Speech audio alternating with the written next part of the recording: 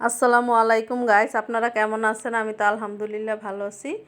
তো আজকে শরীরটা অনেকটা সুস্থ, আগে থেকে খুব মানে ভালো লাগতেছিল। তো আজকে এই যে শুটকি তরকারি রান্না করলাম। জ্বরে মুখটা একদম এত তেতো হয়ে গেছে, কোনো কিছুই মুখে ভালো লাগে না খেতে। তো 2 দিন তো একটু ভর্তা করে খেয়েছি, মেয়ে ভর্তা করে দিছে, ওই ভর্তা দিয়ে ভাত খেয়েছি, খুবই ভালো লাগছে। তো আজকে বলতেছিলাম যে একটু শুটকির তরকারি হলে মনে হয় পেট ভরে ভাত খেতে পারবো, মুখে একদম রুচি নেই। তো তার জন্য শুটকি রান্না করব। এখানে সিম নিয়ে আসছিল ওর বাবা 2 কেজির মতো। তো এখানে অনেকগুলো সিম আছে, তো ভাবলাম সিম দিয়ে বেগুন দিয়ে আজকেই শুটকি রান্না করি, তারপরে হচ্ছে ভাত খাবো পেট ভরে। তো সেই জন্য এখানে পেঁয়াজ আর রসুন নিয়ে নিছি বেশি বেশি করে, আর 2-3টার মতো কাঁচামরিচ নিয়েছি। আর এখানে এগুলা শুটকি মরিচ এগুলো পাটার ভিতরে সবগুলো একসাথে বাড়ছি। বেটে দিলে তরকারিটাও ঘন হয় ঝোলটা, আর খেতেও ভালো লাগে, কাটা পাওয়া যায় না। তো মেয়ে বলতেছিল, আম্মু আমিও শুটকির তরকারি খাবো, তো পাটা একটু বেটে দাও শুটকিটা, তাহলে কাটা লাগবে না। আমি অবশ্য খেতে পারি, কাটা লাগে না সেরকম, ওই মাঝখানের কাটাগুলো উঠিয়ে তারপরে ফেলে দেই। আর ওরা খেতে চায় না, ওরা বলে কাটা নাকি থাকে তারপরেও। তো সেই জন্য ওর কথা ভেবে ভাবলাম যে পাটা একটু বেটে তারপরে রান্না করি। তো পেঁয়াজ রসুন আর কাঁচামরিচ আর শুটকি কাঁচাই আমি এগুলোকে পাটায় বেটে নিছি, শুটকিটা সহ একসাথে করে কাঁচা বেটে নিছি। বেটে নেওয়ার পরে তেলের ভিতরে হচ্ছে ওই মশলাটা মানে পেঁয়াজ রসুন শুটকিটা বাটাটা দিয়ে দিলাম। তারপরে একটু পানি দিয়ে তারপরে হচ্ছে আমি এখানে হলুদের গুঁড়া মরিচের গুঁড়া আর লবণ দিচ্ছি, এখানে আর কোনো মশলা দিব না। এখানে যদি আপনি ধনিয়ার গুঁড়া জিরা দিতে চান তাহলে কিন্তু শুটকির যে আসল টেস্ট সেটা পাবেন না। তো আমি সব সময় শুটকি রান্না করলে শুধু হলুদের গুঁড়া মরিচের গুঁড়া লবণ দিয়ে রান্না করি, আমাদের দেশে এভাবেই রান্না করে। আর ভৈরব যে কুলিয়ারচর ওই দিকের মানুষ হচ্ছে এইভাবেই শুটকির তরকারিটা রান্না করে। আর আমাদের দেশে শুটকি তো খেতে ভীষণ মজা, আমি যখন বাড়িতে যাই তখন শুটকি নিয়ে আসি। আর এগুলো হচ্ছে কিনা শুটকি, আমার হাজব্যান্ড হচ্ছে বাজার থেকে কিনে আনছে এই শুটকিটা। আমাদের বাসায় একটা লোক আসে ভাড় দিয়ে শুটকি বিক্রি করে, তো ওর বাবা হচ্ছে বাজার থেকে কিনে আনছে, সেজন্য আমি আর ওই লোক থেকে শুটকিটা নিইনি। আর এই শুটকিটা অনেক ভালো, প্রচুর পরিমাণে গ্যারান ছিল। তো আজকে হচ্ছে ব্যান থেকে 2টা বেগুন নিছি, অল্প পরিমাণে বেগুন, যেহেতু করে তেমন একটা সবাই খায় না, অ্যালার্জির সমস্যা।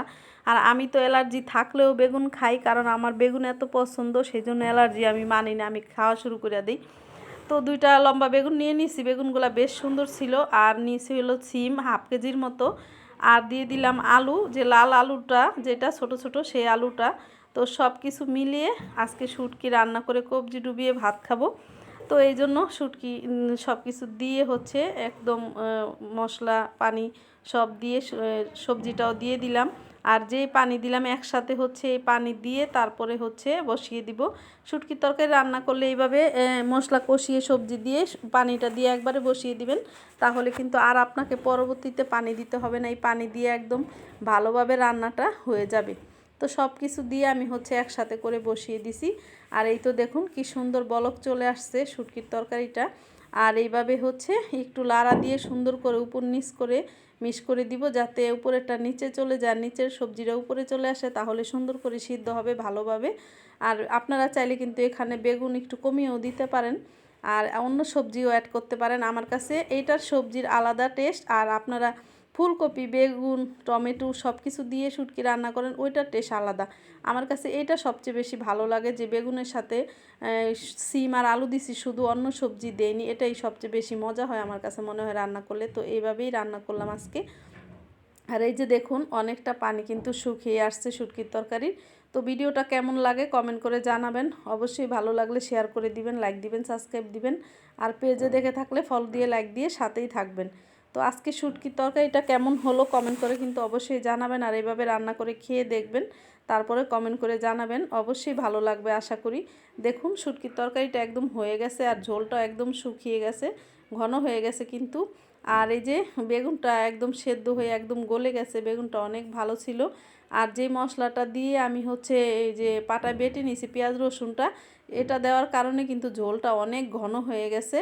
আর আমার কাছে মনে হয়েছে লাস্টে একটু লবণ কম হয়েছে, সেই জন্য আর একটু লবণ দিয়ে দিলাম, যাতে লবণটা সুন্দর করে হয়। তরকারিতে লবণ কম হলে কিন্তু ভাতের সাথে খেতে একদম ভালো লাগে না, সেই জন্য আরও কিছুটা লবণ দিয়ে দিলাম। আর চিকন লবণ দিছি, এই লবণটা দিয়ে লাড়াচাড়া দিয়ে মিক্স করে দিলেই কিন্তু লবণটা একদম গলে তরকারির সাথে মিশে যাবে।